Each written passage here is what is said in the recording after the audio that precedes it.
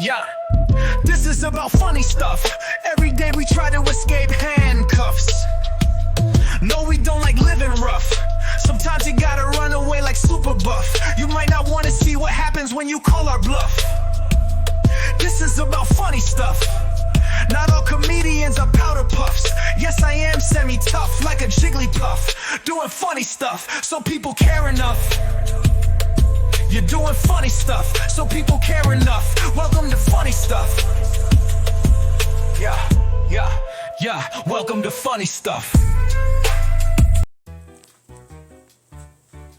And so, welcome to Funny Stuff. And we just want to tackle something. We had an idea, and we wanted to discuss this with some people. Now, we think the statement, Little White Lie, is oxymoronic. Because historically, if you look at the lies the white man want to get away with, it might be the greatest lie ever told in existence. The white man will whitewash grass. Y'all give it 20 more years, grass could be white. All white, everything. And you know what's make me laugh? The other races, they waiting on us to go so they can get the line. They get in the line next. They didn't understand they could go one by one. So as after the blacks go, it could be the Indians. And then after the Indians go, it could be the Mexicans. And then after the Mexicans go, it could be the Japanese. The Chinese could be fighting from a little before that because they got to understand what's going on. And so we just want to repeat again. The statement, Little White Lie, is oxymoronic. Alright, so on Funny Stuff, we had talked about 3 pirates. Now they was around from 1970. So they recently modern day pirates. One was named Biggity. So if you didn't hear me, I said Biggity. The next one was named Earl. And the next one was named Conch King. Now, Conch King was what Bahamians call white. But in other countries, I think they are a little too dark. And so, they are considered to have the one drop. And so the one drop means you are partially black. And so, after Conch King had tried to go off to school and find him a nice foreign wife, and then realized they didn't value him the same as they valued the other ones, he came back home and said, I can go love who love me. But Conch King had problems. He would blame it on ADHD, but I think he was just the devil's fucking lover. There's some people in this life that are just too evil. Now, not all Conky Joes are evil. There are some wonderful and magnificent Conky Joes that help this life go magnificently. But this particular Conky was the evil one. He would rob his mother, he would rob his father, he would rob his brother, he would rob his sister, and he loved to rob all his friends. Biggity was the same damn way. But he didn't want to rob his friends or family. He had another idealistic type of mentality where he wanted to rob the government and stuff like that. And so Biggity and Conch King and Earl. Now Earl was the most honest one out of the 2 of them. But he was so cool with them that he let them get him into many retarded situations to where he was helping them rob everybody. Now, when it came time to share the money, Earl decided to take some heart.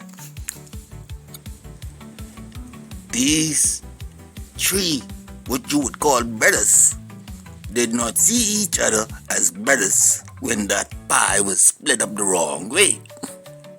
And Conch King was the slickest. He let Earl and Biggity row and go on with all the money. Now, on the police force, there's good police and there's bad police. And there's this couple of bad police who wanted their cut of the pie. And they said, that money need to go to us because we work too hard. We put our life on the line. These people ain't appreciative. My children need to be the ones who bling it in society. And so, as they was fighting against the noble cops and the noble defense force officers fighting against the bad defense force officers, Big Edie, Earl, and especially Kung King, who was already trying to get to Long Island to spare for a while, was being chased down by Big Edie and Earl. Earl knew one way to slow Big Edie down.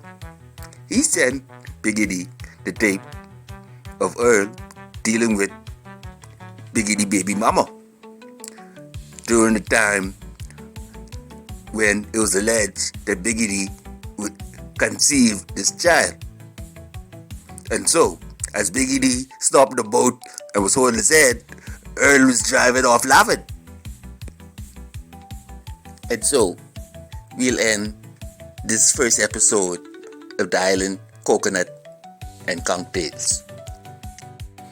Okay, so on funny stuff, I wanted to talk about something. At first, I thought someone had messed with my weed, and I thought I was freaking out. But I realized I wasn't freaking out. I had gone sober for like 3 months, and then during these 3 months, the road still felt like twisted metal. In the Bahamas, we drive barbaric. If you are darker skinned and you try to cross the road, Bahamians will speed up. And yesterday, I could swear I see about 3 versions of Sweet Tooth driving right down Village Road. And then I think the motorbike riders playing Demolition Derby.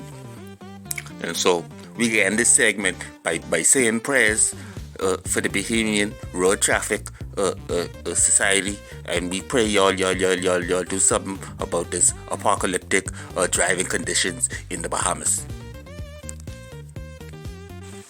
Welcome back to Funny Stuff, and now we will delve into the stories of the Coconut and Conch Tales Part 2.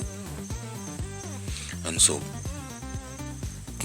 Conch King had made his great escape. He hid out with a couple distant relatives, and then he gone and get with Gussie Mae. Gussie Mae spoil him, and he fall in love. And then one night, Conch King get drunk, and he juice Gussie Mae cousin. Conch King had not left his old ways behind, and he was lying to Gussie Mae, telling her he was dead broke and he had no money. So she was spoiling him, taking care of him like he was a child basically. He wouldn't even spend all her money either. He used to save some of her money so he could get money for later. The grumblings about Conch King grew all through Long Island, and Earl was able to catch up with him. And so, as Earl was getting Conch King to tell him where he hid all the treasure, and Earl was being fair still, say, I can give you a cut, you just gotta give me my cut, and you gotta give Big Edie his cut. And he said, because Big Edie can never leave us alone. Gussie Mae overheard, and she said, Conch King owe me a lot of money, so all the Conch King money ain't his no more. I tie to society, I could be a pirate too, and so I come with John. Unwillingly, Conch King was taking them towards a mirage, because he wasn't taking them nowhere near that money. And so he started taking them towards Freeport. And he's hoping the U.S. Coast Guard catch them, and then he's gonna say he's a prisoner.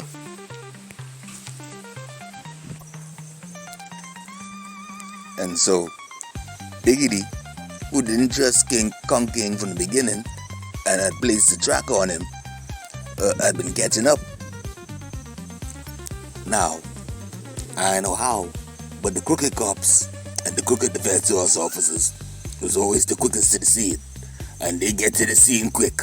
And so they catch all them. And they's interrogating them to find out where the money was. Each and every last one of them get beat black and blue. And so Kong King, defiant as ever, was gonna lie to the end. And so he came up with this magnificent story. And he led them to one blue hole. Gussie Mae was able to save all them by saying she is gonna sleep with one of the police officers. And so he make everyone leave, and he say he can handle them and he can carry them back to the station and deal with it, and he can make it look good. And he was so greedy, he said he can handle all them by himself because he didn't want to share Gussie Mae. And so and they were so greedy, they wanted the money so bad, they was like, they don't give a damn, they say go handle it then. And so as Gussie Mae pretended to give him some, they gang him, and they get free, and then they dip off. And then Biggity knew what it would take to get Kong King to talk, and so he let Kong King escape, and they followed him to the treasure, and they split it up.